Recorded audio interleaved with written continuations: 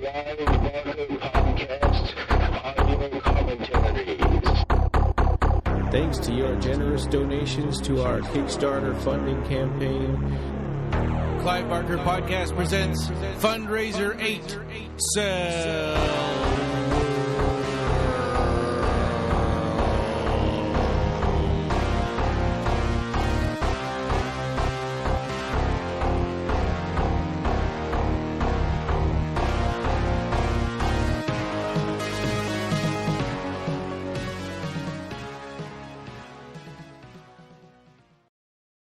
All right, well, welcome. This is episode 306 of the Clive Barker Podcast. We're going back to the A to Z commentaries. M is for Mistress of the Night for Barbara Steele, Black Sunday, and yeah, and we got Ed and Nina back with us again. Hello.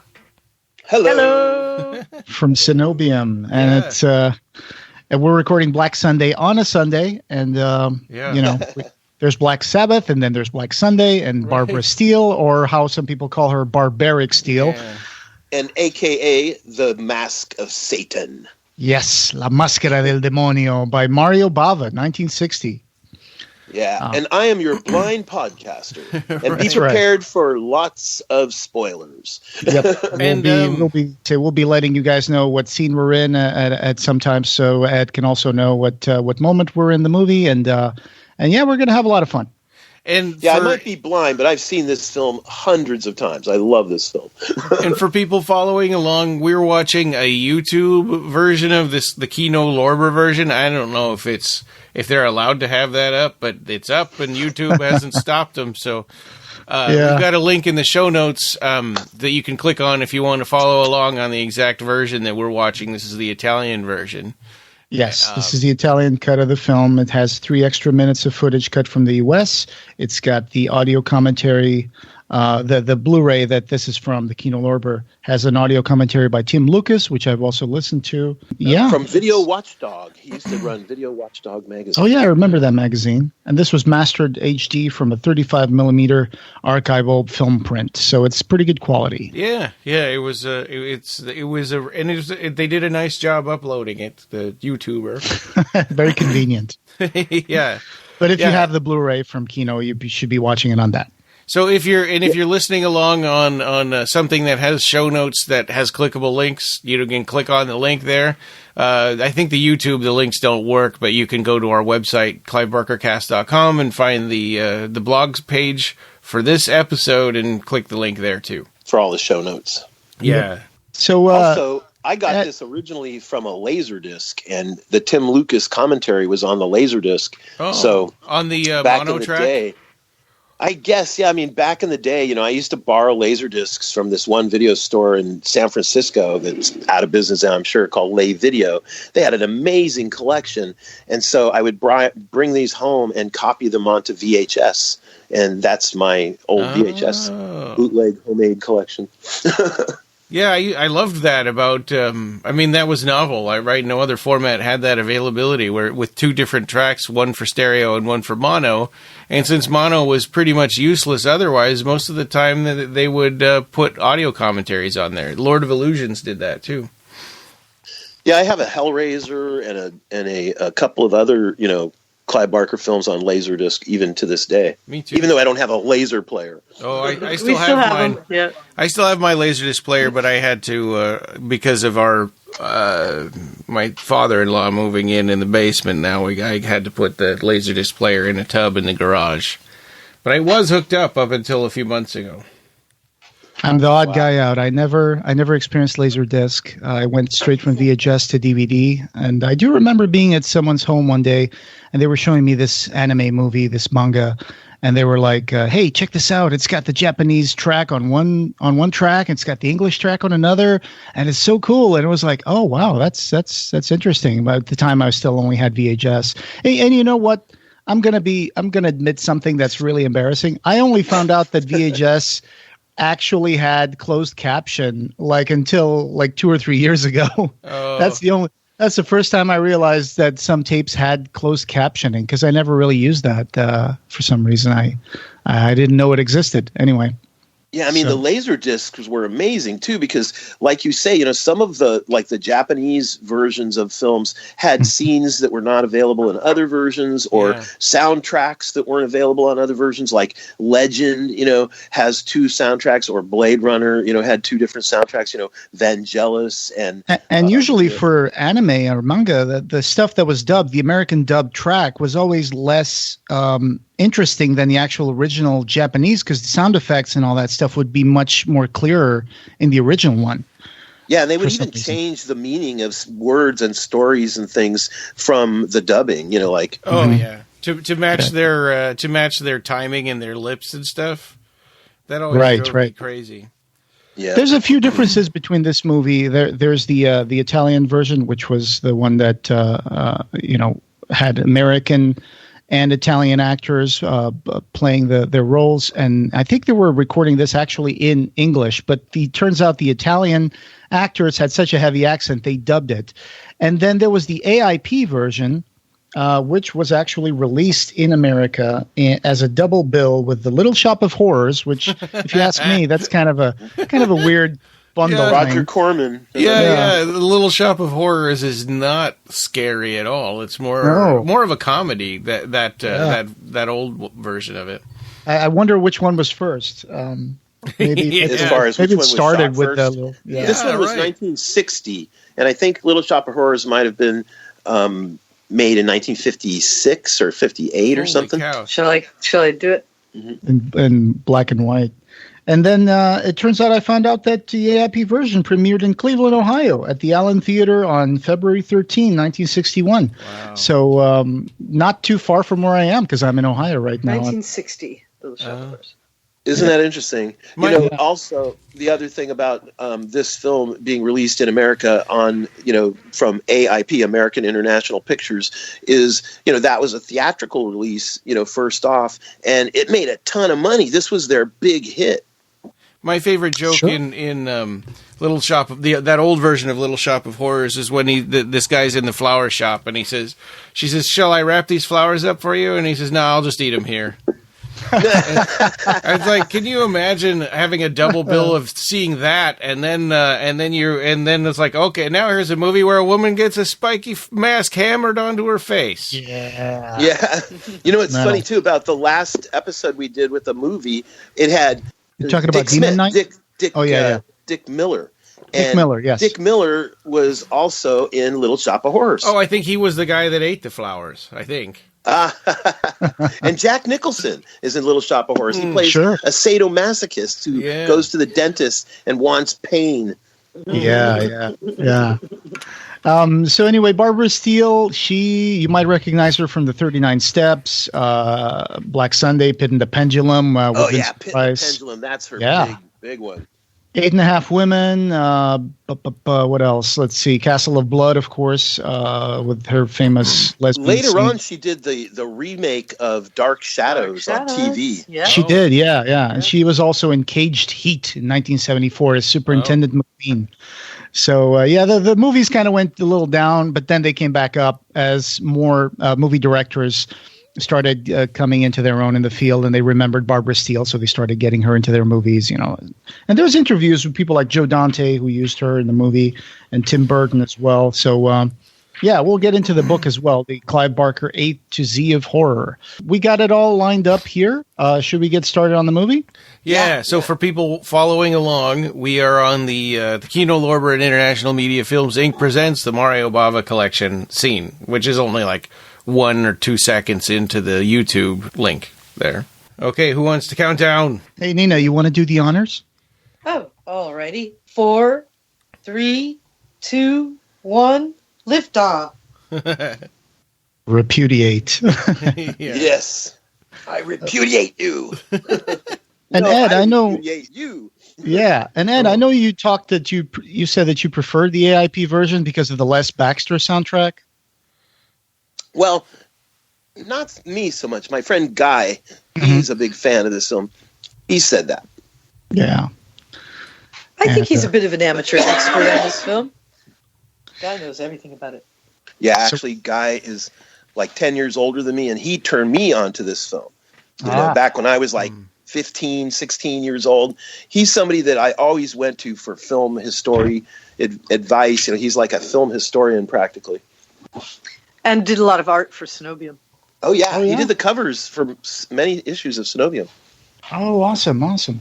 So I love the visuals opening here with the fire and the guys with the black hoods and the executioners. Shiny, shirtless executioners. Yeah. Oh. They're about to give her the brand of Satan. I am such a fan of this film. I mean, as a young person, as I grew up and stuff, I considered myself at one point in the 80s, like a goth, the type of person, dresses up and goes out to nightclubs and stuff.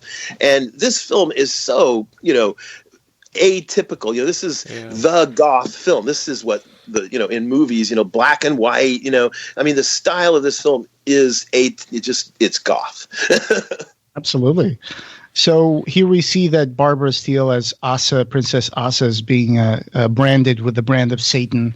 And they're accusing her of being a witch, which it's kind of like she's going to be like a mixture between a witch, a ghoul, and a vampire. I repudiate you. Yeah. And Jagovich, that guy, Javutic. One name, and in the American version, they call him Javuto. Yeah, that's what I remember from seeing this before. So it looks like they already hammered it into Javutic. And it's funny because in the original script, Javutic was referred to as Fratello della Strega, which means the brother of the witch. So we kind of were left wondering if there was some sort of incestual relationship going on here, even though her brother doesn't recognize Javutic as his own brother. So that's kind of confusing. Oh, yeah. And I thought that this guy accusing her was her brother. Yes. He is. Yeah. He is. Okay. But so by getting rid of her, he would also get access to, the family fortune. The family fortune, right? Yeah. But they are incestuous, and I think that's amongst being, disciples of Satan. They're also incestuous. Yeah. Yeah. So am I crazy, or am I the only one who this first scene reminds me a lot of The Thing That Couldn't Die? You remember The Thing That Couldn't Die, where there's a person who's like, it opens up with a very, normal scene where someone's having like a luncheon outside, and someone's pretending to like find water with like a stick, and then they find a box with a head inside, and the head turns out to be this sorcerer who was condemned as a sorcerer. Who's still alive. Yeah, who's still alive, yeah. And so that reminded me a little bit of this. When I saw this movie, I was like, I think all these movies, like if you go back and find out what year that one was made, it was probably made slightly after this, because apparently this, from listening to the Tim Lucas commentary, he wrote this ginormous book that you and I, Joe, we were talking about it yesterday, that is all about the Bava films. Yes. And apparently, he did so much research and interviewed so many people that he found out, that back in the 50s, before this film was released, this film came out in 1960, that there was no horror films allowed in Italy. So one of the first images that Italian film goers got to see of horror was Snow White, from Disney. Man. With the evil witch and those kinds of things, that scared the hell out of people in Italy. So this film has a lot of imagery in common when you look at the forests and the trees and things like that. The Thing That Couldn't Die was actually from 1958, but it was made in the U.S. So I guess it didn't influence this one. But it's based on this movie is based on a tale from Nikolai Gogol. So the Russian from Russia. Yeah, the Russian writer. I think that this one's kind of old, but so it gets a pass. But it sort of bugs me a little bit when you have Inquisition scenes in movies where it's like, look, see, they were right. The people were witches, I love stuff like that, though. Yeah. I love all those Hammer films that have Inquisition stuff, And this movie looks older than it really is, because this is like 1960. They're already making color movies and all that stuff. So I think it was an aesthetic choice, to stick with black and white because it's so beautiful. And maybe budgetary. Of course. Yes. And then of course Bava was a cinematographer. So when you get a cinematographer to direct a movie, it's going to look great. The lighting is going to be perfect.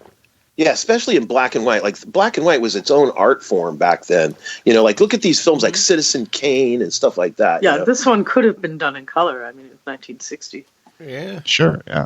Or Touch of Evil, from Orson Welles. That is gorgeous. Yep.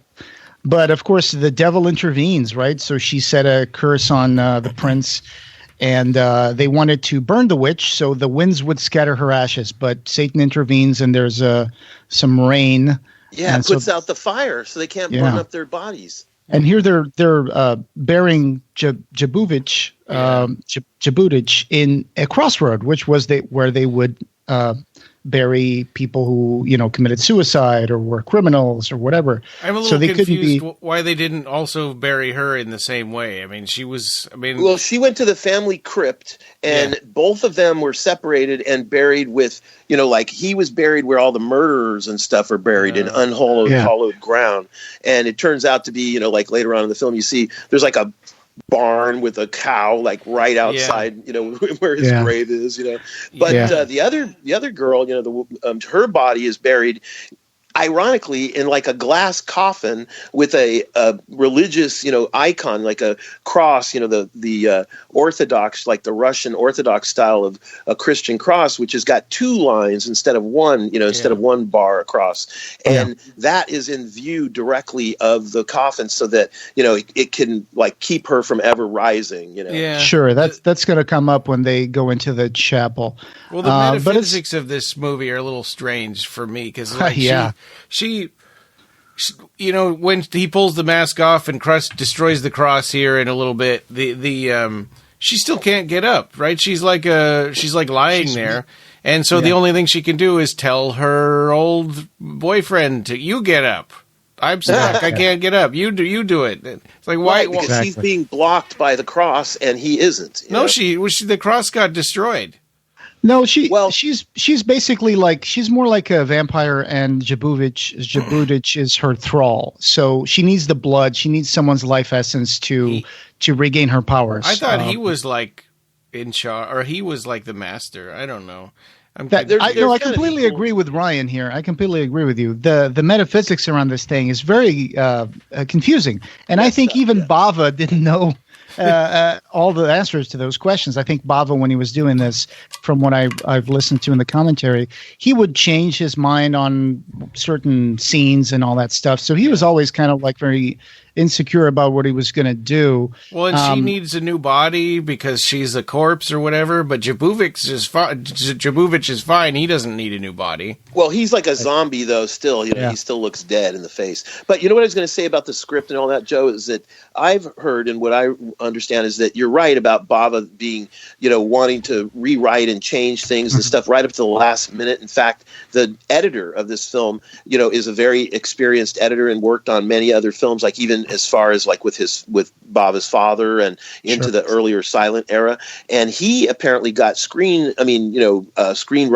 edit, story credit because of apparently like in the editing room in the point, where they were kind of like remaking the film in the editing room, changing the script, rewriting, because it got dubbed, so they could actually do stuff like that. Like they could rearrange scenes or they could make somebody, like their back, and then have dubbed where it looks like they're saying something that they didn't shoot it that way and stuff. Yeah. So I believe that, there are some parts in this film that are like rearranged and stuff is moved, from making it not make quite sense anymore. We'll address that in a few parts here, but I just want to bring up some things that we missed in the meantime. Of course, when Dr. Kruvayan and his assistant, his young doctor assistant, they're traveling to go to a science meeting. A medical convention, basically. Yes. Yeah. And of course, they decide that they're running late and they have to go through the forest. And of course, we have some of those cute tropes that you see in like haunted forests, like, oh, there's a branch that try to grab the coachman's throat, and right, stuff like that. That's like from Snow White, kind of. So their wheel came off the wagon. Kruvayan is an idiot. He's such a bumbling moron. Like, oh my gosh, I accidentally destroyed the cross. Oh, look, I pulled the mask off of her face. He's very smug. He's very smug and self-possessed. I mean, he wears his pimp cane to like destroy everything. Like when they were in the when they were in the carriage, right? So they were like, oh, there was a noise coming in. And it's a really cool noise. It's almost like a howling. Yeah. But at the same time, it's like this monotone drone, just kind of like a lament of some very sort. atmospheric. Gives you. And they go to of check what it is, and it turns out it's this organ pipes that are blowing with the wind. And immediately he whacks it and breaks all the tubes off of it. And then they go into the crypt, which we are seeing right now. Yeah, and this crypt set is amazing. There's a shot coming up where the camera pulls a 360-degree shot, That's and it what reveals we're on right that now. this isn't a set. When you do that, when you show 360-degree shot all in one move, where's all the crew? How did they do that? So they made this incredible set, to be able to do a shot like that. Yep. And it was used in this crypt was used in the Bloody Pit of Horror as well. Oh. So. Right. That's a very famous film too. That it's got like this torturer guy, the Mariska Hargitay or Mickey Hargitay, the husband of the famous I think it was Mimi Van Doren or somebody like that. No, who? I thought it was Lana Turner. Oh well. Anyways, he married a famous actress who I believe she was killed in a car accident and got decapitated. But anyways, he made 2 films where he became this crazy executioner guy where he takes off his shirt, and he was kind of a muscle builder, bodybuilder kind of guy. And he wears like red tights and big knee-high boots. And he puts these women, like 6 or 8 women, in a torture chamber, Yeah, that's his executioner pit that they use this set for as well. Wow. Right. So they found the witch. They found the witch, and there's the little mirrored little glass window and the Orthodox crown across. So not only are they trespassing, but they're also destroying that organ. They had no, no right to do that. He thinks this is just a ruin. Jane Mansfield. Yeah. Jane Mansfield. That's who her husband was. Right? Oh, Jane Mansfield. Yeah, she got his decapitated. Yeah, and she was in a car crash and got decapitated. That's a horrible ending. So I just want to say that this the exterior shots here, not the interior, of course, it's a set, but the exterior were Castello Massimo, in Arsoli, Rome. So it turns out that they went to find an actual castle, which is a beautiful place. Those look like real human bones. They didn't look like props. Right. Well, that's what's so rude about how this guy comes in and starts wrecking where these people live. Right. Well, they, to give them a break, they think it's a ruin. Ironically, Bava was famous for always putting ruined churches and ruined, structures in his films, because everything, he didn't leave Italy. He shot everything in Italy. Oh my God. There's a lot of ruins in Rome and in Italy. Yeah, I'm just laughing because so we had the bat attack scene where the bat comes out of one of those alcoves, and it's actually done really well. I mean, there's some cuts here and there. We don't actually see the bat kind of flapping too much on him. But not only does he hit him with his cane, at one point he draws the gun and shoots at him. Then the bat falls on the tomb. Icon. And he starts whacking the crap out of the bat. And out of the dead breaks bat. all the glass and everything. Oh, man. He's like, here, steal this. You're right about how the bat was done, though, because ironically, I mean, how many bats have you seen in Dracula movies, low budget, old black and white movies and stuff, where the bat was awful. It was on a string and you could totally tell. And it looked he hovers totally in fake. place, which is never happens. That for a bat, in an old movie like that wasn't bad. You're right. Yeah. So that mask, there's a really cool story. That mask was made out of bronze by Mario Bava's father. The mask he was a good artist. He was a wonderful artist. And we're looking bronze. He sculpted it and molded it and cast it in real bronze. 2 of them. They had to make 2 of them. I don't know. I couldn't find out where the actual prop may be or who has it, but I did discover that there's a lot of reproductions for sale on the internet. Full size? I think so, yeah. Wow. Oh, wow. My friend Guy has a resin garage kit that was given to him of Barbara Steele from Black Sunday that has 2 heads and the mask, a little miniature of the mask. It's about the size of a Barbie doll or so. And it's got one head with her face with all the holes in it, and it's got another head where, she's pretty and it looks like Barbara Steele. Yeah. The holes over time on both her and Javutic, the holes go away after a while. Yeah, when they start sucking energy and blood and stuff from people. Oh, just this shot here where Barbara Steele They're like Shows up. Uncle Frank, right? I mean, Exactly. I was going to Yeah. mention that too. That when she goes to get the energy, instead of sucking his blood, like that was something that was mentioned on the commentary too, is that, one other thing about this film. Not only do I love this film because it's got a mask in the title, The Mask of Satan, and I'm a huge Mask fan, but also, ironically, this film is got a weird metaphoric thing with me and my whole life about eye trauma. In multiple films that I have worked on and done effects for, I did eye trauma to characters in a film, did special effects to make people's eyes gouged out and stuff. Yeah. Now I'm blind. But this movie has eye trauma as one of its features, like the mask. When you go up to the camera, the mask, the hole of the eye, the camera lens goes right through the hole and then cuts to the next scene, Sure. Yeah. Yeah. And then the characters of Barbara Steele and the other guy, when they're brought back to life, their eye sockets are like filled in, with liquid and a mixture of rice and jelly. Ugh. Yeah, what a cool idea! I know. To make the rice makes it look like maggots and stuff. Yeah, absolutely. Yep. So they just met the princess outside the ruined chapel, and she's got two giant. Are they Dobermans? I can't really tell. I think they're like Doberman I dogs. think so. Or Dobermans or mastiffs or something. It's a really striking scene. She's got this robe and she's very ethereal, and people say that she's a little wooden in this scene, but I think it's just part of her character. She's kind of I this think so aloof. too. Also, it's sad. like when you're in front of some crazy dogs like that, maybe she was scared stiff. Well, yeah, and there are two. It's true. There are two guys like raiding the tomb on her property. Yeah.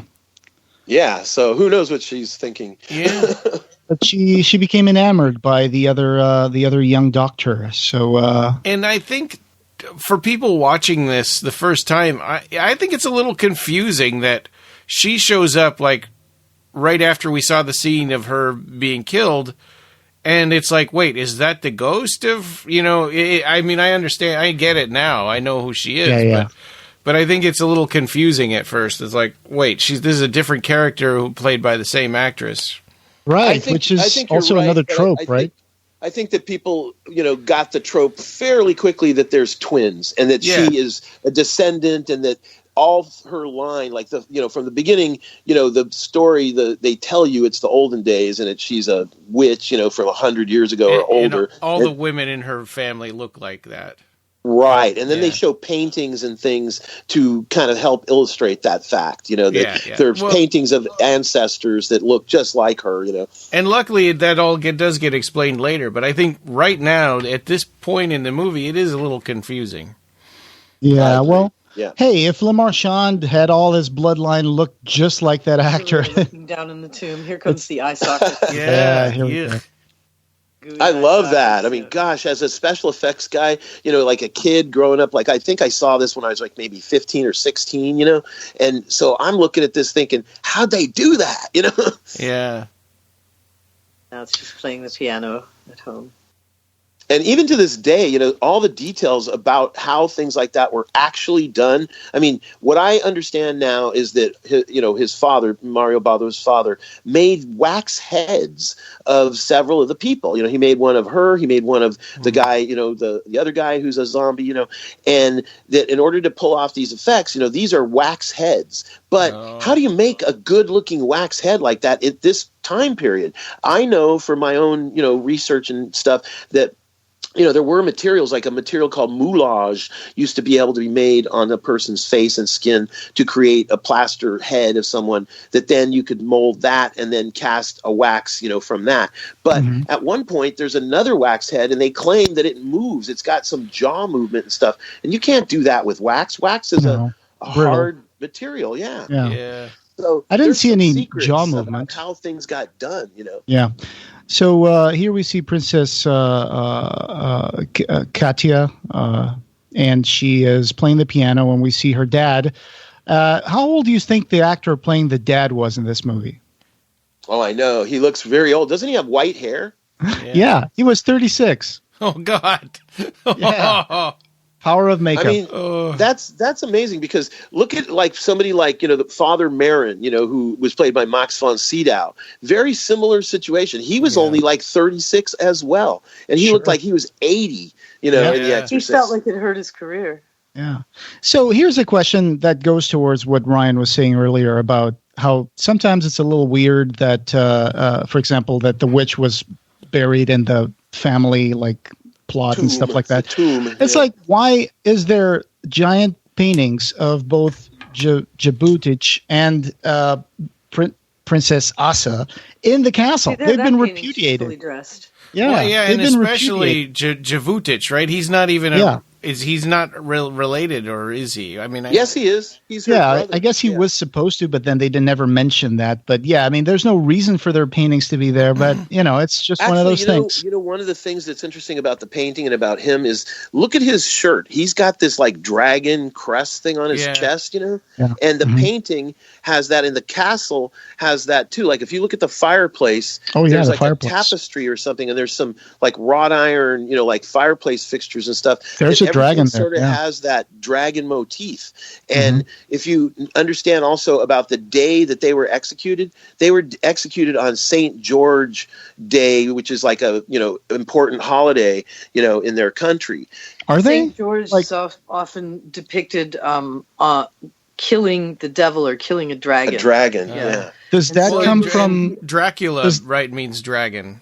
Right. Where did you get the date from? Because they never mentioned that in the movie. Is that from the Gogol short story? I believe so. Okay. Yeah. Oh, by the way, the Gogol story, they say that Mario Bava, based this on that, but that, he changed everything. Like, in other words, there's a couple of names that are the same, like Cruvillon and, Mirgorod, the town of Mirgorod or something like that is, from the Gogol stuff. Like, they took names and stuff, but that's about it. The rest of the story was made up by Mario Bava. Yeah. So here's the legend of the curse that the father is going to tell now. That he goes back to 100 years ago, and in case you weren't paying attention at the beginning of the movie, he talks about what happened again. And he's very upset and sick. He feels sick. He says that 100 days later, on St. George Day, there was an earthquake, and the witch's tomb broke open. And that 100 years after they buried her was the same day that Princess Masha. So the Barbara Steele character, Princess Asa, she's like had third an ancestor. Yeah, she's like the third. Yeah. So this has happened before. Yeah. So why did she go back into her tomb then? That's what that's a little confusing to me. Well, I guess she never. I don't know, but I guess she never really left. It was just she tried. It was a failed attempt. Caused a bunch of problems and damage, and people died and stuff because of the curse was that you and your line, everyone will die and blah blah blah. So maybe she couldn't get up and walk around like in this movie. And then that was the time when they reconstructed the chapel as best they could, or at least the crypt, and then they put the crown and the window where the see light the would cross. Come and beam, hit the coffin all the time, One thing about watching this on YouTube, I've got no separate volume control, so it's like if I turn the sound on, then I can't hear you guys talking hardly. It's so loud. I like the fact that the butler gives him a cup and says, "Drink your toddy, sir, before it gets cold." Yeah. Like taking orders from a butler. And it clearly is holding a glass of wine, not toddy. The mask in the cup. Right. Yeah. Right.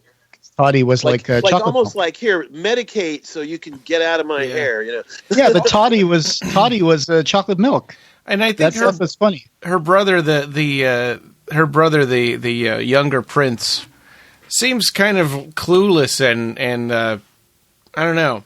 He's not a very compelling character. He's just cleaning his gun. Spike pit. Yeah. Yeah. Spoilers. Right. So, like Frank and Larry cut his finger on a nail and dripped blood on the floor, Dr. Cruvillon cut his hand on the glass that he broke. Yeah. And he got on her blood onto her. So in this way, this is very much like Frank's resurrection right here, right? I mean, yeah, totally. Yeah. In And fact, I wonder if you think if you think vampire, she doesn't bite him, even though they had fangs made, they decided not to use them. So I think just like Frank in, Hellraiser, she's sucking his life force, Yeah, and I wonder a little bit if there was some influence on the Hellbound Heart, from this movie. From Clive, yeah. I think so. Yeah, and then going back to his book, we've got Katya Lupi, right, in names. Cold Heart Canyon. And Clive loves to mess around with names. Ah, yes, Katya. Exactly. Yeah. Because this character's name is Katya. But there's two things about this scene in the tavern that I would like to address. One of them comes in the form of the different soundtracks. The Les Baxter one I don't think it fits the tavern as much as the Italian one. Because the Les Baxter, he's using instruments that have no connection to what we're seeing here with the band playing and people dancing. So that's one of those things where I thought the Italian was better. And the other one is that the AIP dub is inferior in this scene because in this scene we can hear them talk, Dr. Kruvayan and Andre, and it's just their lines are better delivered. There's slurred speech because they're drunk. In the AIP version, they're just talking and they don't even slur their words. So it feels like a more, I'm just telling you what my friend Guy said. I'm just comparing. Personally, I'm not like this version too. Does Barbara Steele get to do her own lines in either version? That's a good question. No, nobody is dubbed. I mean, everyone's dubbed. There's nobody's voices, real natural voices, because when they make a film in Italy, they usually make it with no sound being recorded so that the director can yell out, now duck or, run to the side or, whatever, Well, I think what Ryan is asking is whether the actors dub their lines in post. Yeah, I mean, she's the one English-speaking actor. She could have come back and dubbed her own voice, but it doesn't seem like she did. I believe that there are certain actors in Italy that are always dubbing everything. And that's why you hear almost the same people all the time, like in the Italian Hercules movies, you'll hear these same voices, But there's more English-speaking actors as well. I mean, John Richardson plays Andre. He was born in Sussex, so he's British as well. She could have done her own voice better than anybody else. They could have. Yeah. But usually for technical reasons, just like with Hellraiser, they don't pay to bring them back, to another country. Like if Barbara Steele lived in England. Yes, if they live in England and they're dubbing this in Italy, they're not going to pay for them to come back for a dubbing session. Right. So the little girl was scared to go outside to milk the cow. And this is a great scene. Talk about the way that the camera moves through the square frame of the window, and then all of a sudden you're outside in the graveyard, and then the body of the bad guy is under the ground there. And they had this thing where he had this heavy cloak and that heavy tunic costume and the mask, and he's under the dirt, and he has to come up from under the dirt, and he passed out under the hot lights. They had to do like 2 or 3 attempts where he passed out a couple different times, and so eventually they said, all right, we're not going to do it that way. We're going to just have him under a little bit of dirt, and he'll come right up. Yeah, and he's like, I think this looks like a good place to stop and smoke my pipe. I'll look in this mud puddle for a while. Yeah, this is the rise of Javutic, and it's just such a well-done scene, like Ed just did the breakdown of the entire scene, and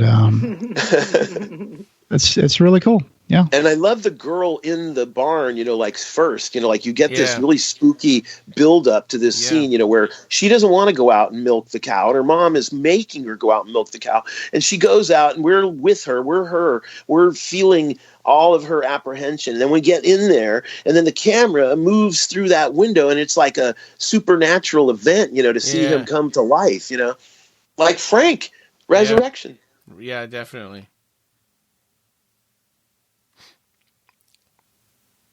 And the next thing you know, he's running around in carriages and picking up doctors and at crossroads and things.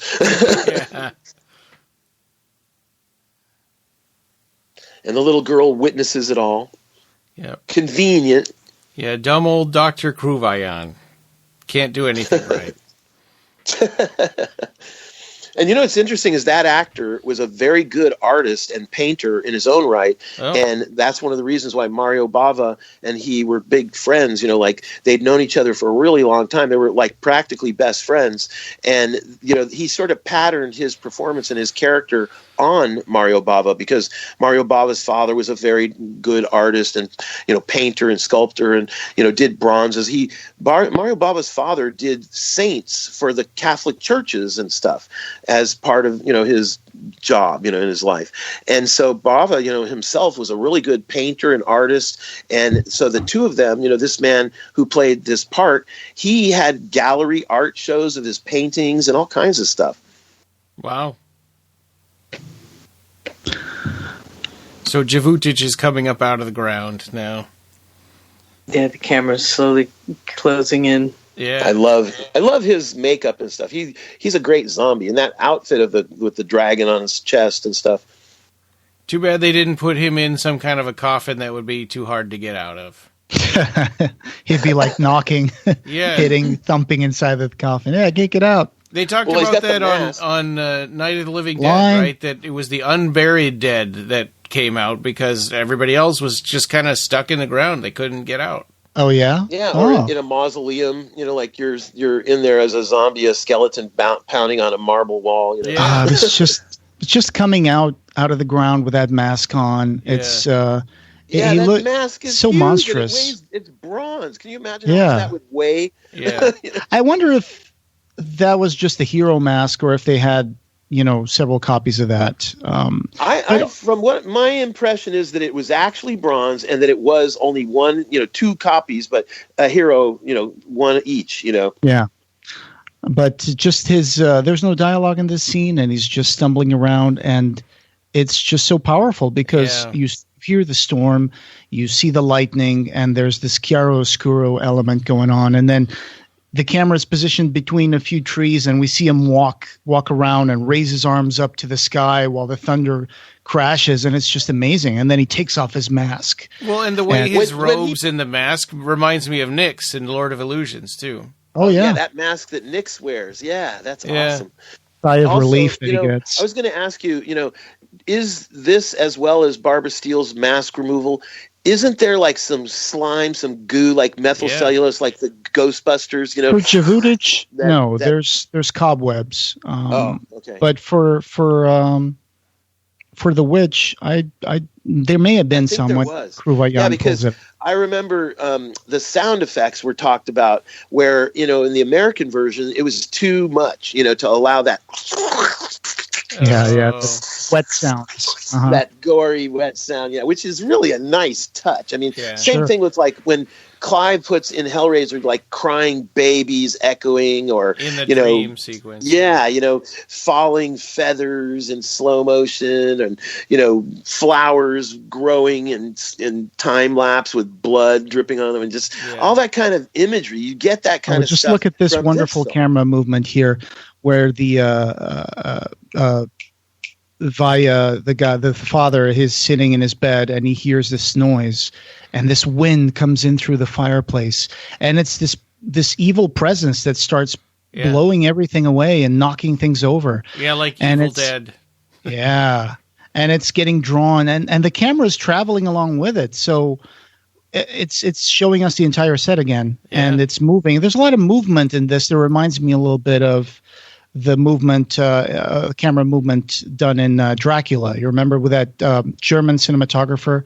I forgot his name. What was his name? You mean the classic one, the black and white? Yeah, the black and white one. Yeah.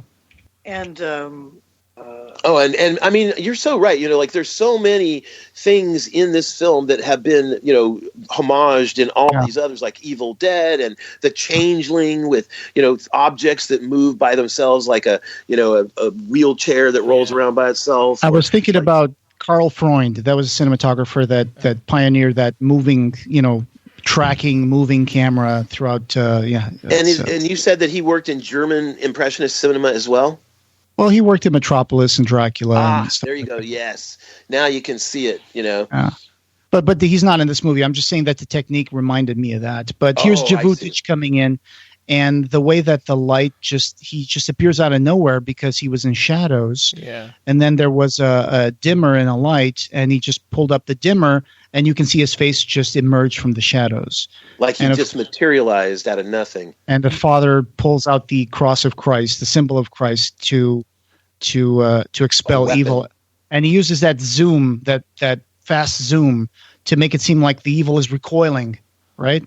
Right. Well, they mentioned this thing about the zoom is that at this particular time in the world, of cameras and things, hardly anybody was using zoom lenses because they felt that they flattened the image, and it was. But Mario Bava did. This is an example of him using a zoom to good effect. He didn't use it all over the place. He didn't. I guess you could say the zoom in a horror movie is kind of like it's at this point I don't know if it was overplayed. But yeah, no, it's kind of a jarring thing. By the way, this is Mario Bava's very first film. So for a first filmmaker to pull all these tricks and have such great cinematography and very great art direction and great choice of actors and everything, great film. I love that fog rolling in on his feet there. Yeah, Dr. Kruvayan is just smoking his pipe, and Javutic comes with that amazing Baroque Rococo-looking carriage, right? Yeah, and apparently that's just the family carriage because he stole it from the castle, the butler guy. Yeah, he killed the butler guy. Yeah, he killed him. But this reminds me of another movie. Ed, have you ever seen a movie called The Phantom Carriage? It's a German film by Ingmar Bergman. Oh, I think so. No, wait, it's not Ingmar Bergman. It's Sjöström. It's The Phantom Carriage. It's from like 1920, and it's about this guy whoever dies, the last person to die on New Year's Eve, becomes the carriage driver. The carriage driver to pick up all the dead for the next year. Right. And so that. Go ahead. Yeah, go ahead. In this scene, do you get the feeling that they're going at a supernatural speed? That this carriage is going faster than these horses could, than like possibly regular horses could actually go. It reminds me of the carriage scene in Dracula when the masked carriage guy is driving to Dracula's in the castle. classic Bram Stoker's Dracula Coppola's version, where he just reaches out and grabs the man and picks him up and puts him in the carriage with this like giant super long arm. But here's the funny thing. It's that the set where they shot this carriage scene, there wasn't even enough room for the carriage to run about. And turn around even. What they did was Bava had some assistants on the side of it with a machine blowing wind and smoke, and the assistants were like running around the carriage waving like branches to make it seem like they were going through the forest, which is like just magic of movies, right? Yeah, it's effective. Trickery. That's really good. It's very trickery. And they would shake the carriage, and the camera is inside the carriage filming from the inside out. And so you see the branches going by. In fact, I heard that they built sort of like a big round device, where all the branches were mounted like a propeller. And they could spin the branches, and they would pass the windows, and the light on the outside, made shadows and stuff. Hey. If you go back and watch that stuff again, you're going, man, what a clever way to shoot this scene, save time, save money, not have to go out to the countryside, That's brilliant. Hey, like they say, work smarter, not harder. Yeah. Yep. And, that has become a very common way to film inside of car scenes from that point on. I mean, I've worked on films where they just are filming inside of a black tented out room or, 2-car garage or something, and they have lights and they have branches and they have extras, pushing and bouncing the car around, and they're inside the back seat with the camera. And it looks, because their headlights are on and, you have reflection off the dashboard of the dashboard lights and everything. It looks like you're driving down the road, Dr. Kruvayan at this point should be saying, hey, why are we going through a crypt to get to the prince here? This seems like we're going the wrong way.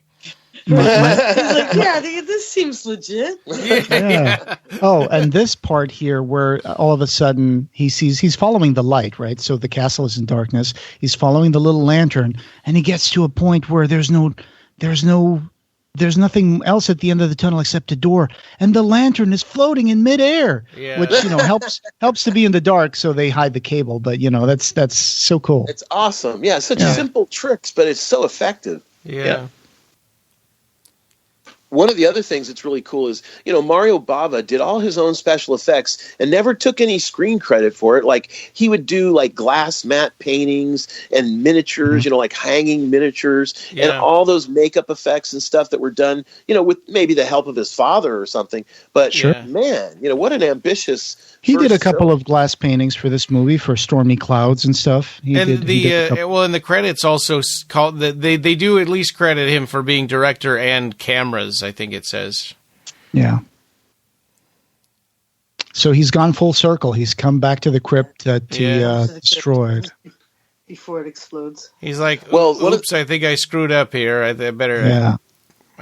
One of the things that you mentioned, Joe, about the glass matte paintings and stuff, he airbrushed clouds and made layers, and they moved. They were able to make moving clouds at this early of a time period. That's coming up further in the movie, yeah. People today don't understand, they think, CG, Oh, I mean, if you want to get into a short discussion about matte paintings, there's some stuff that's crazy when it comes to that, because sometimes they would have to look at a single frame of film and find the colors from that frame of film on a light box to match the colors while they're painting the matte painting. And sometimes they would even have to do reverse colors because they had access to a negative image, and they would have to do negative color matte painting. So they'd have to know as an artist what complementary color. What the opposite is. Yep. It's kind of nuts. But here we see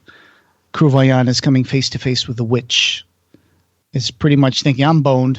Yeah. I love how her coffin doesn't just open, it explodes. Yeah. The lid blows off of it. Yeah. Definitely cables connected Her ample bosom is heaving. Yeah. This is a very strange feeling scene. She's steaming and looking at him, and she's curling her fingers and scraping her nails in the wood. Press-on nails. Well, and the last time he saw her, she had no eyes. Yes. Yeah. But now she has big buggy eyes. Oh, yeah, she's got Keane. The painter Keane, who made those paintings of girls with giant eyes? Yeah. That's what Barbara Steele looks like. She looks like a living Keane girl. And when she says to Crux, just a few drops of your blood brought me to this stage. The rest of your blood will help me with my vengeance. Oh, yeah. It's almost like Frank saying, totally, yeah.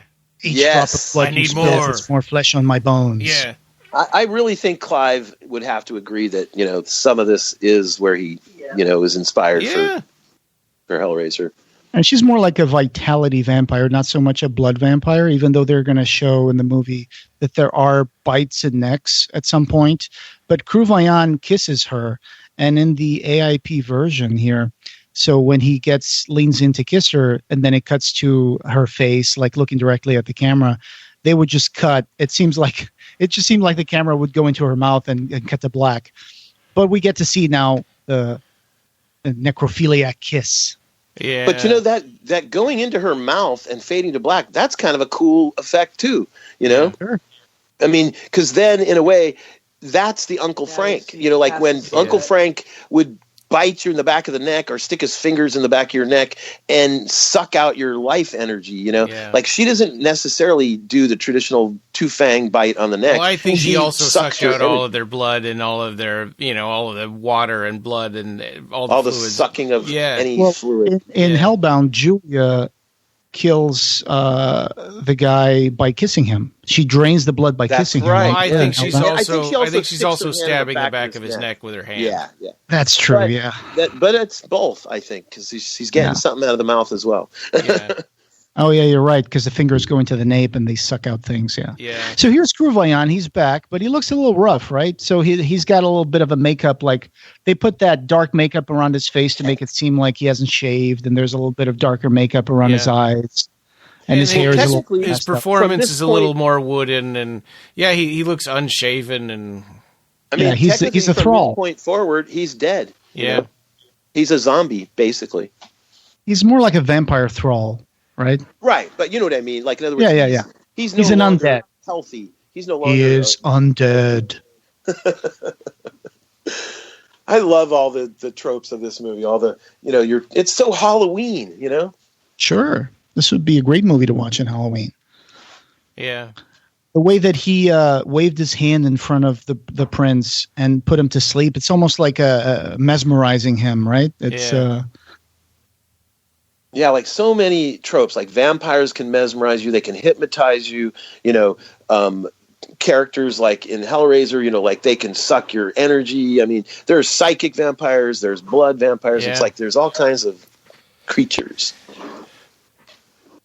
And Did you guys ever meet up with any of these actors, like Barbara Steele? I know she was, I did. Yeah. In about 1994, Schiller Theater, New Jersey, Halloween. She was there mostly talking about the Ben Cross, the Barnabas, Dark Shadows, yeah. Ironically, Ben Cross was also in Paper House, which was the first film done by Bernard Rose of Candyman. Oh, I Six see. Degrees of Kevin Bacon. When you met her, would she have been Yes. maybe like in her 50s or 60s? She was in her 60s. Okay. She died shortly thereafter. And We who found knew? out. I mean, Oh. she looks perfectly healthy and wonderful. But we were wearing the same red lipstick, so we had a bit of a girls' moment there. Oh, Bonding. She was signing autographs, Yeah. and she had a exclusive calendar that Tim Lucas from Video Watchdog helped to produce. It was, a signed limited edition. I understand they're collectible now. Did she have a turban on or something? She had a hat. At one point, she wore a hat, and another point, she was just sitting behind her table without a hat. But she had a black lace hat, and she was wearing, I think, red and black was her Wow. Wonderful. some lace. Yeah. And I think Nina got She a looked picture very with her. lovely. Yeah, we have a picture somewhere. I'll dig it out. Oh, that's She always awesome. had black hair, except for some brief time when she came to America and they wanted to make her a blonde, and then she just ended up fleeing to Italy. Yeah, I think Yeah. while Right, she was yeah. blonde, I think she was in Pit and the Pendulum for Roger Corman and AIP and did with Vincent Price, I believe. A quick aside: there was a scene here between Cruz-Vaillant talking to Princess Asya. Katya. Oh. Asia is the witch. Katya is the living The princess. young innocent There we go. girl. They cut to a scene where the witch is talking to her lover, and the Tim Lucas documentary said that might have been a scene that was supposed to be earlier in the movie, because maybe when the Javudich rises up from his grave, maybe he would have gone to see the witch first and talk to her, because she already kissed Cruz-Vaillant. She already took his energy, right? But she's still laying down in the crypt most of the movie. Right. Like, in other words, Yeah. you would think that because now that she took his energy, she'd be energized enough to get up and get out of the crypt, but apparently no. No. Yeah. Yeah, But- yeah, Needs the girl. that's part of that confusing thing I was thinking about earlier. It's Which, as Nina says, like the thing about the body of her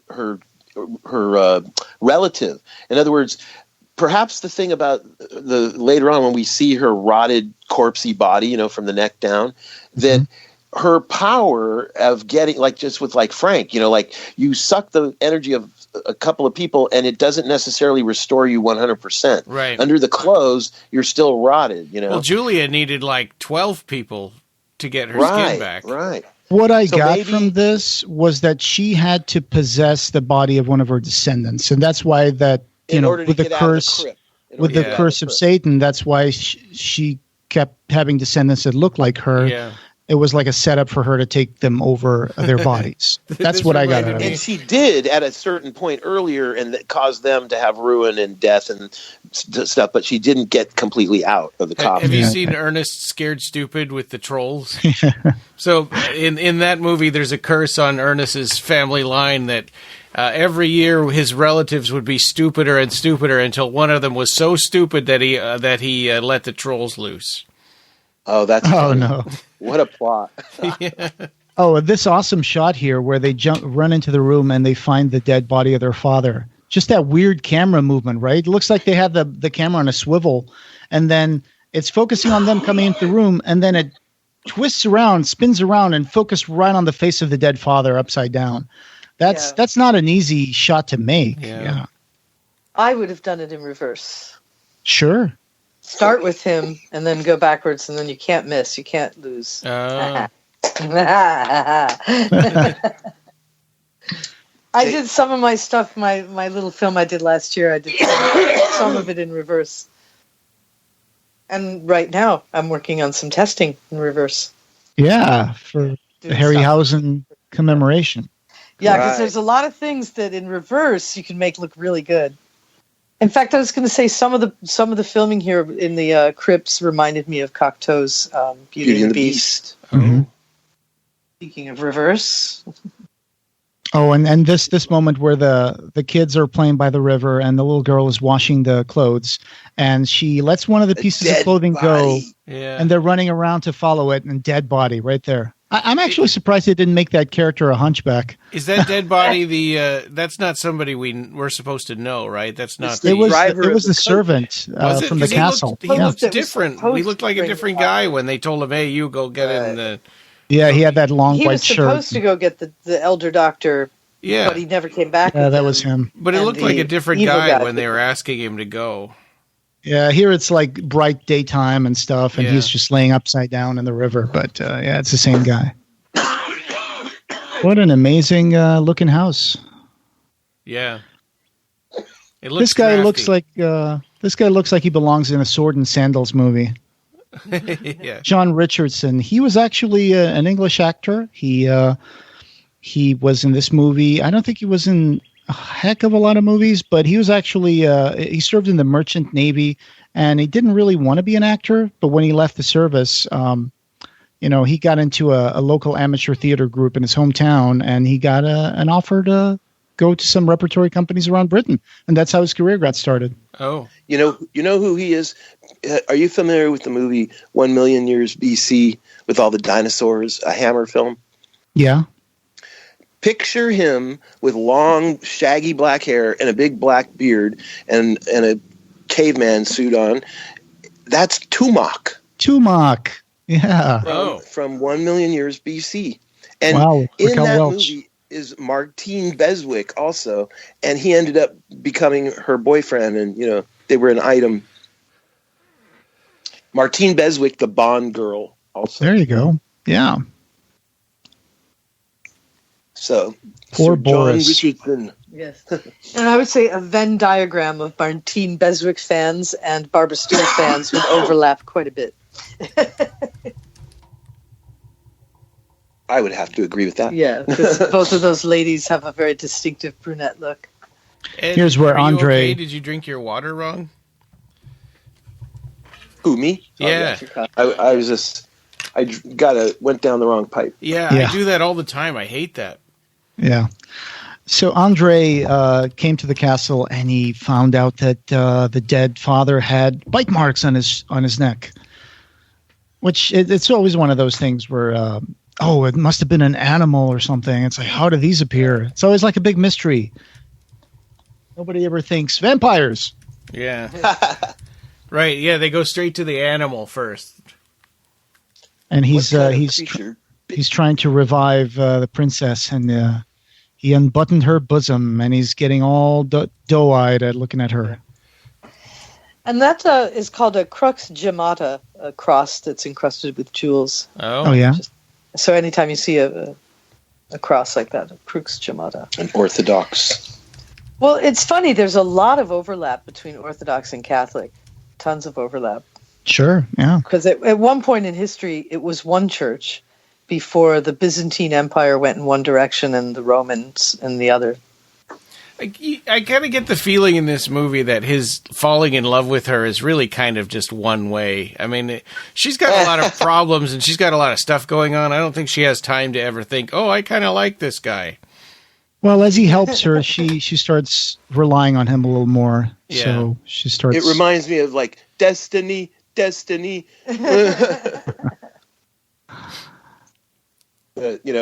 He only mates her in one day. They have this, connection, and he like is so interested in helping her, and he so falls in love with her like in just one day.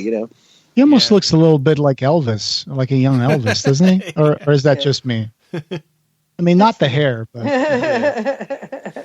whoa.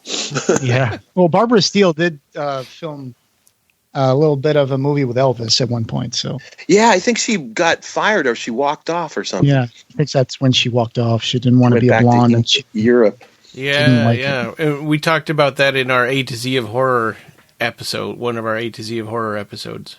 Yeah, it says here, when Rank sold her contract to 20th Century Fox, the actress moved to Hollywood. It was an unhappy period for Steele. The studio said she was too big and that she should change her hair color, and she spent most of her time sitting on the beach waiting for the phone to ring. But that's how I came to the States, she recalls. But I don't know why the studio got it into his head to make me a blonde, but this is something that they did. I felt like a total lie as a blonde because it didn't suit my nature, which is pretty dark.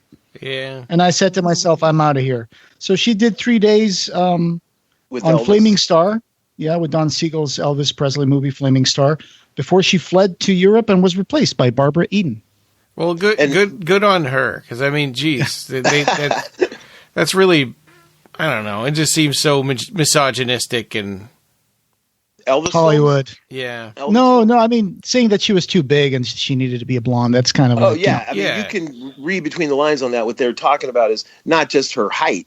They're talking about her breasts and stuff. She's too big all over, I guess, But also, the interesting thing about Don Siegel, the director of that film, is he's the same director who did Dirty Harry, and he went on to do a lot of, Cool. That's the guy who worked with Clint Eastwood a lot. So when she went to Italy, she said, I found myself in Rome and I was wildly grateful to be in Italy. I felt right. It felt centered. I felt embraced and adored. I find it very interesting that in this great period of phenomenal optimism in Italy, these horror movies came out because the dark side is always going to express itself somewhere, and the kickoff was Black Sunday. Yeah. It's always a big tour de force for someone to play two different roles in the same movie. Usually it's twins, but in this case it's like an evil ancestor. Yeah. Yeah, she's playing a dual role. She's playing herself and herself. Even when it's twins, direct twins, it's always like a good twin and a bad twin. Yeah. Right.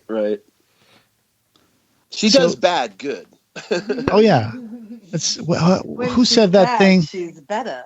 Mae West? Was that Mae West who said that? When I'm bad, I'm really good. Yeah. When I'm good, I'm very, very good. But when I'm bad, I'm better. I mean, I'm blind now, so I never got to really see what Gina Carano looks like. But is she like Gina Carano? Yeah, sure. She was in The Mandalorian. Right. I've heard that Tim Burton likes this film so much that he told Barbara Steele once that he would like to remake it. And, he used to be with Lisa Marie. And if you think about it, back in that time period, like around the time when he did Sleepy Hollow and stuff, this could have been a great, opportunity for him to remake this film. Yeah. Can you imagine? Yeah. With his aesthetic and his eye for detail. Yeah. In color. I don't know, man. It's like it would have been something for sure. I mean, just look at the Batman movies and, Edward Scissorhands. And his aesthetic would have been perfect for this film. It would.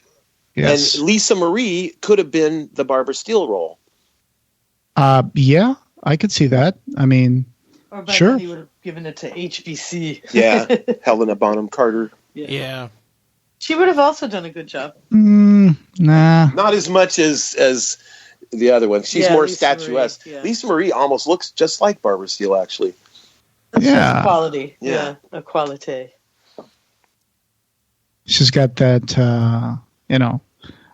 both her parents were gorgeous. Yeah, both her parents were gorgeous. So, that certainly came out right. But Helena Bonham Carter has the big eyes. Right. Yeah. Big eyes. Yeah. Crazy hair. Yeah. Well, you can tell that Tim Burton has a type. And both male and female look the same. Like Johnny Depp has the big eyes. Big eyes. Right, yeah. And here's Djibouti hiding behind the curtain. And Tim Lucas in his commentary thought that there might have been another change in the movie here by Bava, that Jabutic was supposed to kidnap her in this scene and take her. But then he decided, no, let's just show the hand, and she screams and the guy comes out, because that way they get more dynamic in their relationship together and stuff like that. So... Well, you know what about this scene also is, you know how he's sticking his hand out from behind the curtain and she's sitting in front of what looks like supposedly a mirror? Yeah. Right? That's not a mirror. That's just a hollow frame. There's nothing, no glass in that. And they're able to take the camera and put it on the other side and point it toward him. And then when it's on the other side, where she is with her back to the camera and you're supposedly looking into the mirror, they double reverse printed the footage of his hand. So now genius. So now it looks like you're looking into the mirror, but actually it's just the same piece of footage reverse printed in a way. Wow. That's amazing, yeah. There's a lot of tricks that people can do with mirrors. I recently found out about this Stoff shot, or whatever they call it. It's a shot that's reverse mirrors, and they used it for a Flight of the Navigator. When they're taking out the ship out of the hangar, one side of the hangar was actually the crane was bringing the thing out of it, but they cover the crane with a mirror, and they put extras underneath the crane. And then they did a reverse mirror shot into the camera so they could cover the crane. It's weird. It's weird, but they could do that. See, that was the era just before CGI allowed them to do that sort of thing. Effects in camera, you go home and the shot's already done. The effect is done in camera, so that's something we always talk about with Candyman movies too. It's like, geez, how hard it must be to film in mirrors all the time, with mirrors, without seeing the crew and stuff in there. That's a unique problem of all films when you have reflective surfaces. Like, when myself and I worked on films, if there was something that was too reflective and the camera was actually being seen in like a hubcap or whatever, they would call us up, like if I was working in the art department or whatever, to use this spray called dulling spray. And you'd spray it all over the surfaces of shiny objects keep that from happening, to keep camera reflection. Your forehead is too shiny. We need some dulling spray. And was that like a specific spray, or was it just like a hairspray or something like that? No, it's a spray can called dulling spray. It's Krylon dulling spray.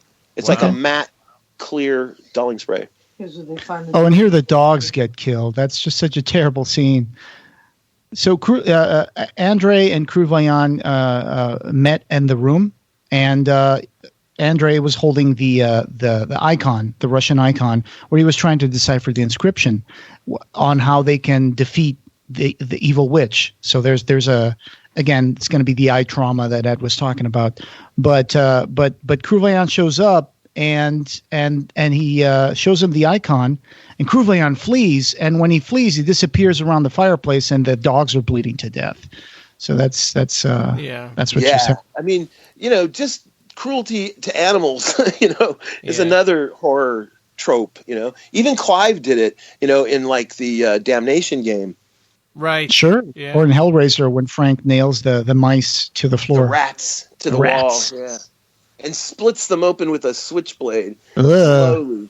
Yes. Well, isn't there the story that Bava's rival director would arrive on the scene with these two dogs? Yeah, these giant dogs, these Dobermans or Mastiffs or something. Yeah, wasn't that like his mentor or something that did that? No, it was his hated enemy. He was his rival. Okay. But he sort of was paying him a bit of homage by giving her the dogs. Well, it was definitely the kind of thing that would intimidate people. Like that other director was known to be kind of a tyrant, and so he would arrive on his film sets with those dogs to kind of get everybody in the, like 10 hoot, Yeah. Bava certainly likes to take the camera on a trip. Like here, he's going through the entire exterior, and he's going down the stairs and going back up the stairs until he sees the fountain and the princess, and then he frames a shot. It seems like Hollywood doesn't have time or patience for that kind of artistry anymore. In film. I know. It's like get to the point. Make some stuff happen. It's such a shame. I mean, this is like the only films you can think of in recent years that you could point to is. Have you ever seen that film, The Witch? I haven't yet. No, I meant to, it's but good. I never did. I mean, Black Peter, this goat in it, has Black become Phillip. or Black Phillip has become kind of a meme. That film has got tons Black of Princess. atmosphere like this one. Yeah, Yeah, I gotta watch it. A It's lot of the commentary about it, or a lot of the criticism is that it's like nothing happens and it's boring. I mean, I've never seen it. Well, I that's want the to. problem, I guess, with young people. Just like with this Yeah. film, is that you and I and Joe, we're a little older. We appreciate this. It takes Sure. its time. It's got art involved. It's artistic. Everything in this film is like a painting. All the shots. Everything in front of the camera. Yeah, Well, and it's when they funny were that doing. They push so hard to trigger our nostalgia, with all this stuff, all this Marvel and Star Wars but they don't do No substance. Yeah. No substance. Well, Yeah, we're still a target audience, at least until we get 10 years older or something. Then they forget Sure. us. Well, until we're in our graves. Yeah, I consider that there's different categories of cinema. I considered, and this me is not too. me gatekeeping or anything. I'm not trying to do that, but I think that some of these new movies, like blockbusters, that are like, $1 billion, and made they $1 spent billion. $400 million to make this movie. Those are going to be marketed more like a ride, almost like a ride, an experience, like an event. IMAX thing, An an event. event with all this merchandising around it. It's like it's a pop culture phenomenon. It's a blockbuster. But then there's movies like this, which were done at $100,000 and they made millions. Of course, it was a different time, but they were also made in a different spirit. It was a different kind of vision, right? I think yes and no, because if you think about like a movie like Jurassic Park, I mean at the time I thought of that as like that movie was like a ride, Sure. but now people think of it more as a classic film. Well, that's true. I mean, it's inevitable that once 25 years go by, it becomes a classic. Yeah. Yeah. It's just age makes that to things. Just like when this But, movie came I out, think it was the word scary. classic gets bandied about a little too often. Yeah, definitely. So the fire and the curtain just revealed the back The passageway. Yeah. Secret passageway behind. I love stuff like that. Like how in like in Young Frankenstein, put the candle back. I love secret passages and stuff. My old campus, where I went to college, had a secret passage in their main building, and their main building looked like a castle because it had once been somebody's estate, and they moved the castle from Europe to America. Wow. And it's called Manhattanville College, and so if you look it up, you'll see photographs of the castle. So there was a secret passage that went so you could take mail from one part of the administrative offices down to the mailroom through this back servant stairway behind a bookcase.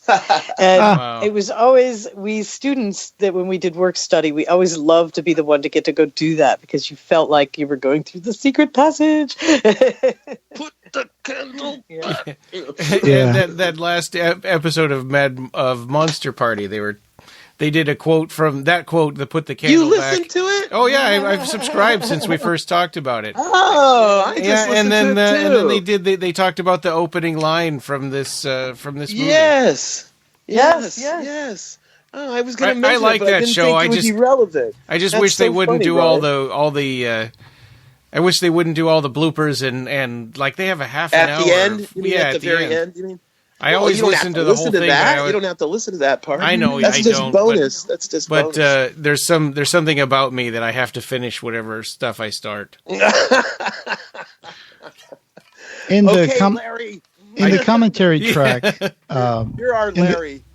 in the commentary track, Tim Lucas mentions that when there's that gust of wind that sways the flame a little bit and sets the curtain on fire, that it seems like it's a more positive, like a more benign Wind wind. God or something. Yeah, like giving them the hint, like, hey, check like this out. something's over here.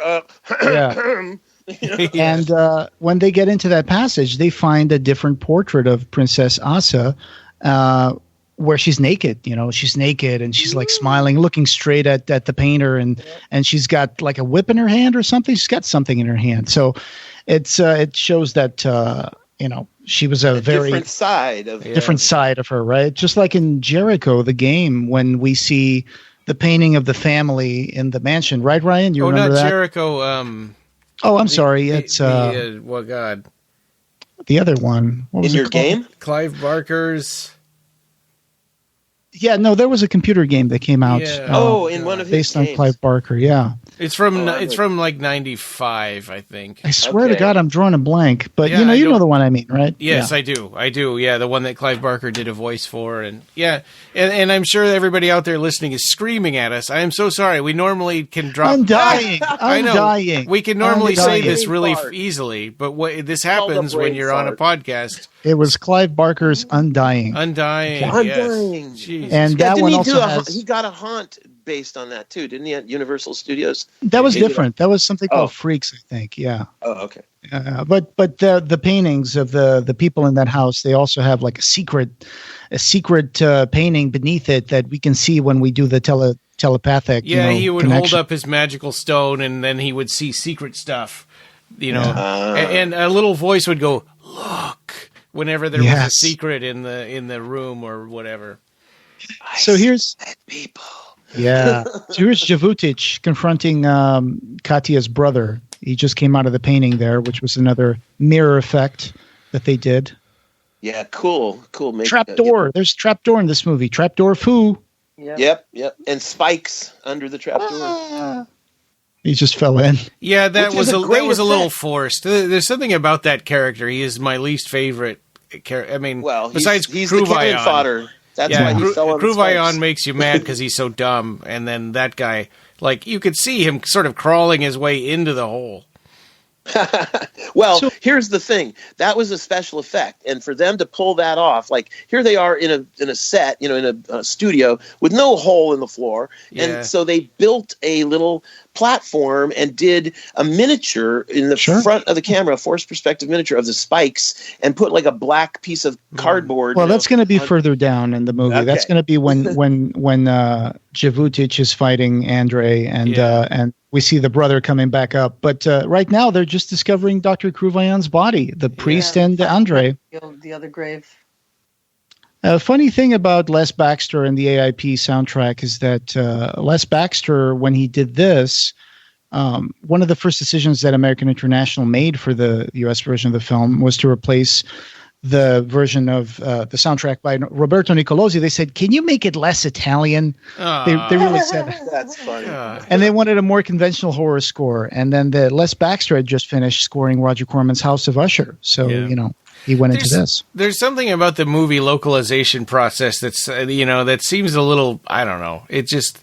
It can. Oh, you mean because of Hellraiser and other films like that? Where they have to it's like redub you're taking somebody's regional movie and- accents. they and redub the regional accents out. screwing it up. They're screwing up the original performances. They're screwing up the original intention of the filmmakers. And the music, it's such a big part of the Yeah. movie, right? Yeah. So this part, when the priest puts his cross on the forehead of Dr. Kruvayan, it reminds me of that vampire movie where that teenage vampire gets a Fright Night. Fright Night, when the guy gets the thing branded onto his Evil forehead. Ed. Yeah. They put the cross on his forehead and it goes. And we just got the eye trauma shot here. So basically, the icon says that to break the spell of the vampire, you have to pierce the left eye. So this is also a little confusing to me. Was Kruvayan going back and forth between this grave, putting all these rocks on top of his own coffin, and in the day, but then at night he would come out. He would like dig himself out and open the coffin, take off all the rocks. I thought of it more like a wraith, That's what I thought. So he wasn't a physical body? I mean, didn't he wrestle with somebody, I think? I think at one point they actually say, some character says, he's a, disciple of Satan by night, but by day, he can't do anything or whatever. Kind of people like the vampire Javutic go lore. through walls, so it would be, I thought Javutic opened up passages and stuff. Did he go through a wall? No, Well, he shows up- It he shows appears up, as if he does, but it turns out there's a passage. Right, because it's through the When fireplace, they come isn't through it? the fireplace. at Well, first when it's he's taking Kruvayan through the hallway and he leaves the lantern just standing there by itself, it feels like he just disappeared into thin air.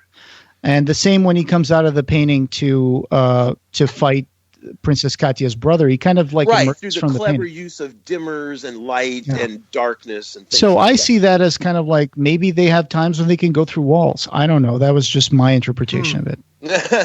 I interpret it as being actually able to transport, like the Star Trek Sure. transporter. Oh, yeah, and that could be. The butler's dead. Yeah. He didn't do it. Servant. It reminds me of Katya realizes she's alone. it reminds me of Halloween when she's in the house and all the bodies start showing up, hanging from like closets. Yeah, like and stuff. the boyfriend is pinned and to the that wall. music, do. And she's by herself and she's running around. Yeah, the final girl. Here's your first final girl. So, it's kind of a weird hybrid of combination of vampire, zombie, undead, spirit, demon kind of Giallo too, right? Well, that's the beginning. I believe that this might predate Giallo. Giallo usually is, like the 70s era with cars and guns. Dario and stuff, Argento. Dario Argento is the one that kind of brings that Giallo into the mainstream. But this has the similar kind of camera angles and the black glove murders and stuff like that. In the casket in the living room. Definitely. And it's Italian, which is unique, The whole thing of this time period of up until now, the horror films weren't really being allowed in Italy. Like The Hammer, I think it was one of the Dracula films was released in 1958 or something in Italy, and it just blew people away, because of the blood on red, color, full color. And then, Italy films like this one, yet not being done in color, but they have lots of kind of, in a way, gore, blood. And Americans consumed a lot of Italian movies. Everybody around the world watched a lot of Italian movies. Italian and German productions were like huge. They just didn't know it. That's what I was just thinking. A lot of times people just didn't even know. They would get an American or a British actor to come in and do the protagonist, and people would just, Cinecittà was a huge studio for that. Sword and Sandal movies. Price in the Last Man on Earth. I think that this scene is interesting because we've got one of the thralls, being the old prince, right? And he's like, oh, I want to eat my daughter, and Javutic is like, hey, wait, no, this isn't what you're supposed to be doing. You're supposed to do what I say.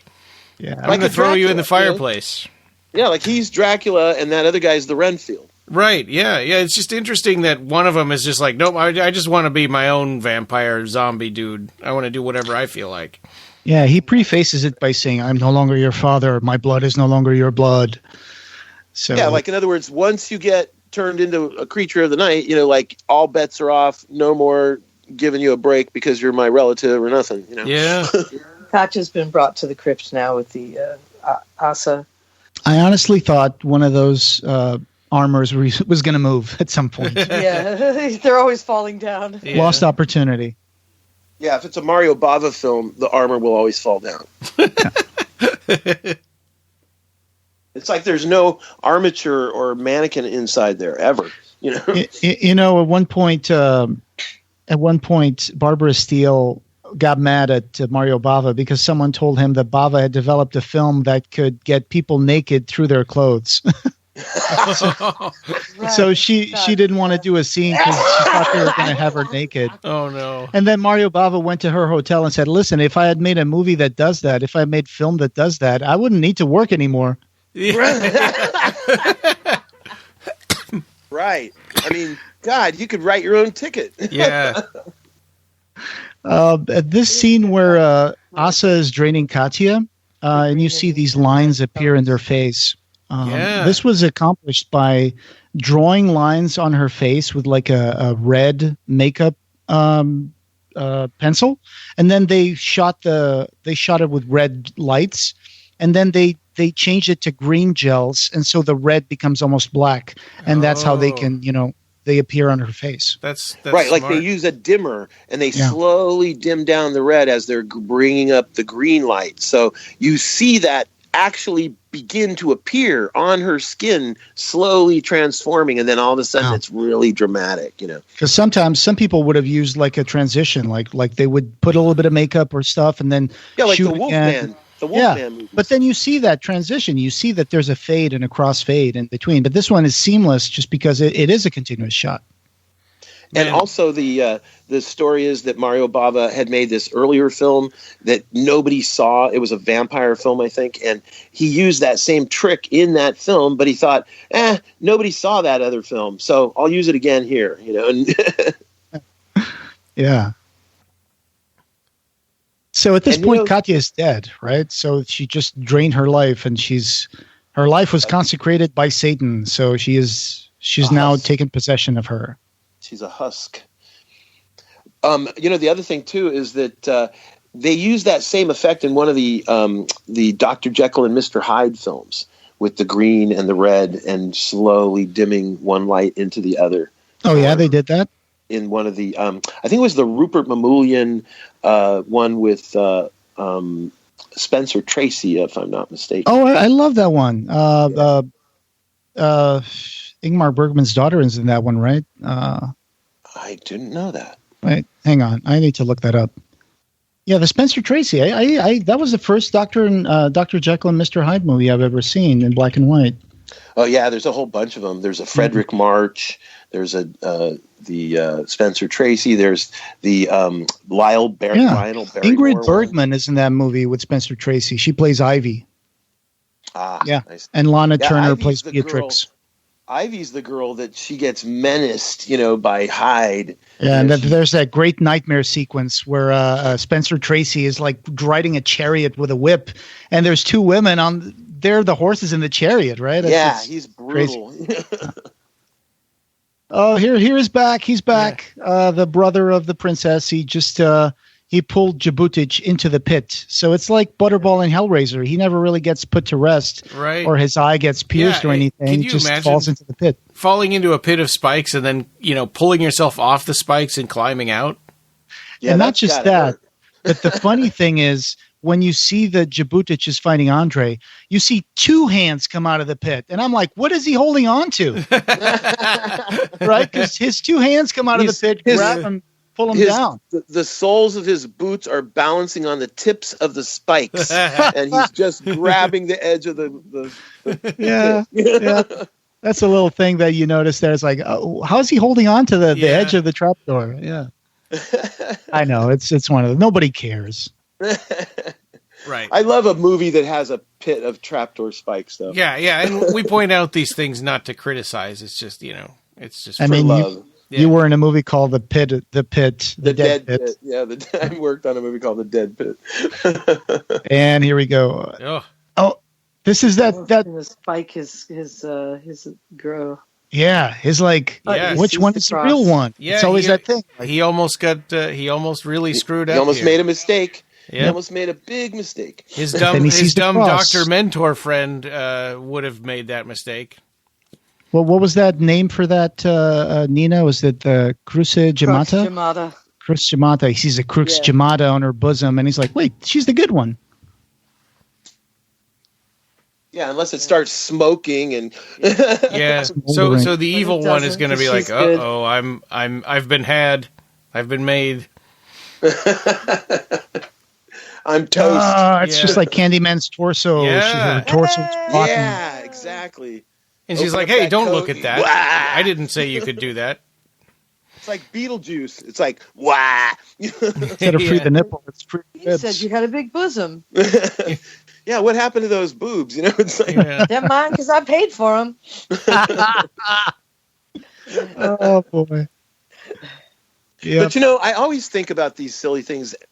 What happened to the masks? Like Tim Lucas said too. I don't know where those props are. And the paintings. Where's that nude of Barbara Steele? In the back of someone's closet. And what about the Djibouti painting? The guy with the dragon on his chest and stuff. Well, that one got destroyed, right? During the production. Oh, that it got burned up. That's right. You're right. It got ripped and with the stick and stuff. So, I would guess that some of that stuff would end up in a warehouse if it wasn't outright destroyed. They built this. They built this beam for her to tie her to, in seconds. Yeah. The amount of time that it takes this mob to tie her to a stake and put her on top of a pile of wood. Yeah, form. They're all standing by with bundles of sticks ready to go. Yeah. It's like, just in case a witch appears, you gotta keep your bundles of sticks dry. All right. Yeah. This is not a drill. This is not a witch drill. This is the real thing, guys. This is the real deal. Yeah. And she's on fire. Yeah. But I love a good pitchfork mob. Holy crap. Yep. She turned me into a newt. And the priest is coming on today. And, of course, once evil is removed from the equation, everything is reversed. How do you know she's a witch? It's a fair cop. Yeah.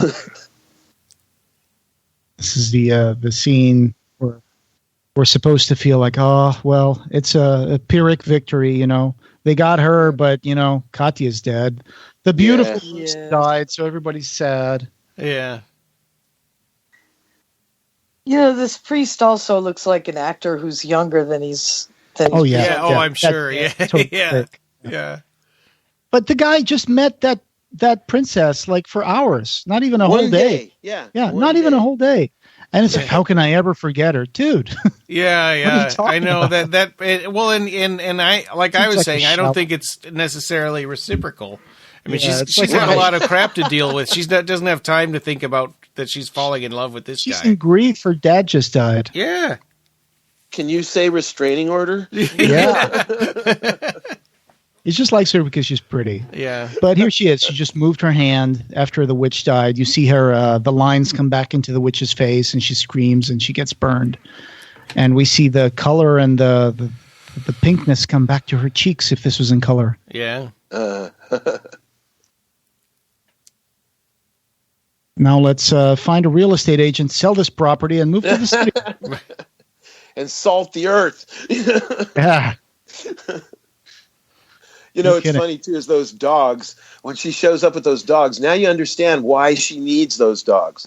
Because guys like that, are just ready to lech on her. It's like, man, that fire is so powerful. It looks like it's being shot out of jets almost.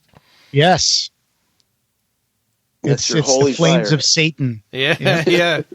So, if anybody out there is a King Diamond fan, my first exposure to this movie was the video for Sleepless Nights by King Diamond, where there's a bunch of footage of this movie in the music video.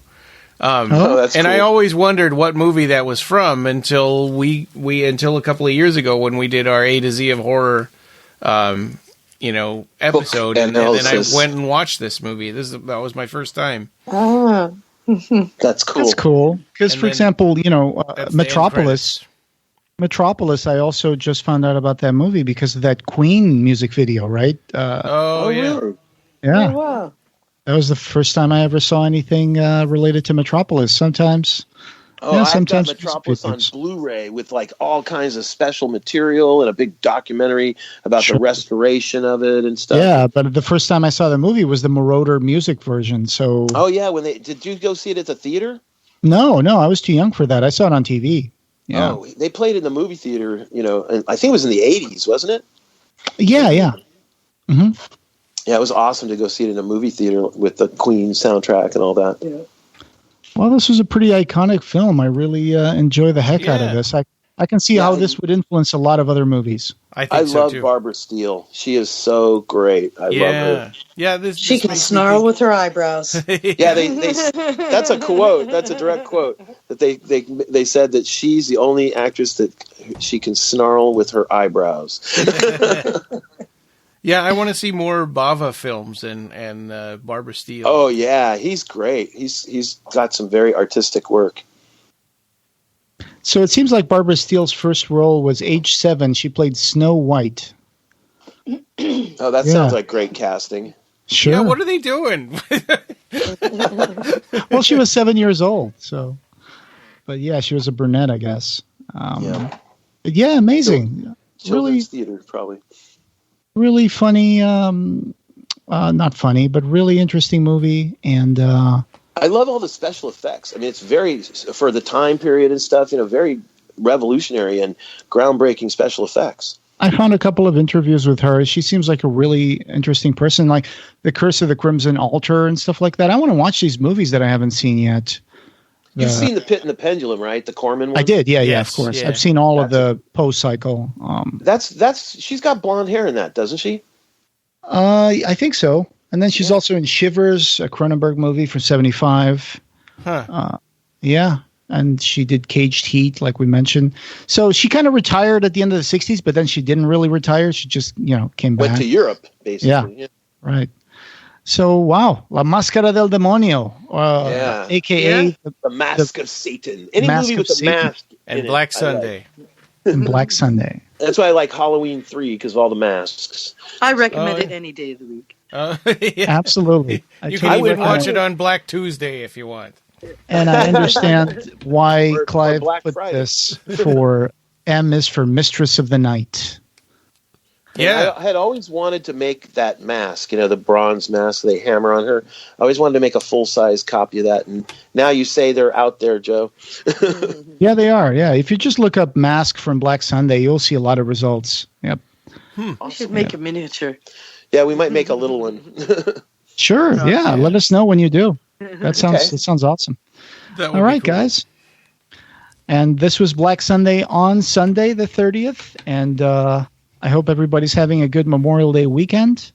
And, thanks for joining us for this commentary track of Black Sunday. Yeah. Cheers. Yeah. Thank you. We enjoyed it. Thank you. And this podcast having no beginning will have no end.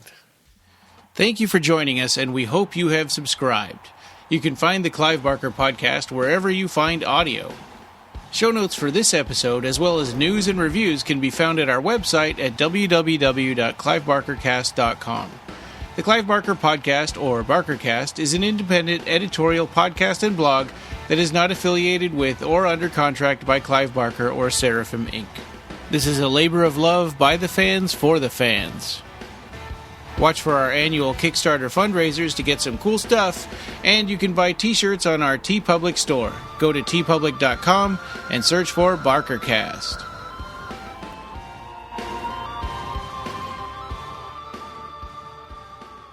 Thanks for listening.